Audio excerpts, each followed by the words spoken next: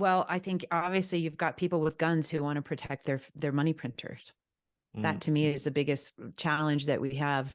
And so the people with guns who want to protect their money printers also control the mainstream media and fund the mainstream media. And so those two things are dangerous, obviously, for humans. And I think that, you know, until we can get the narrative, the storytelling, to get people to understand why it is important for us to have money that is separate from government and separate from an entity, a centralized entity, it's going to be a difficult challenge, I think, you know, because we're constantly going to be battling, like the New York Times hit piece, right? Oh my gosh, it's so bad that we're boiling the oceans and all the, you know, the horrible things.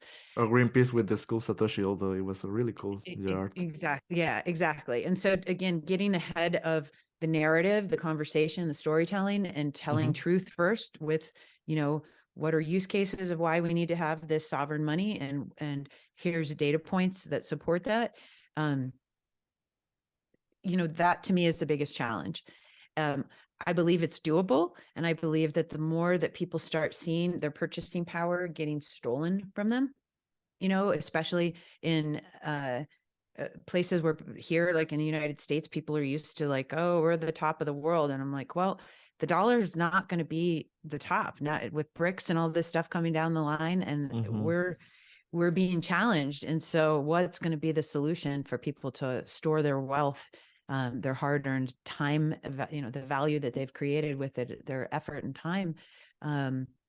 They're going to be looking for different solutions that aren't going to just melt, like the ice cube analogy that people talk about. And so, but yeah, to me, I think it's people with guns who, you know, control the money printers. They're the ones I'm worried about the most. But I think they're not, we outnumber them, you know, and if we can get on, you know, one at a time, if you can just get people understanding Bitcoin a little bit here and there, and then just, you know, that's going to make a big difference, you know, and people starting to transact and use it, it's going to change, you know, but we're so early. We're so early still.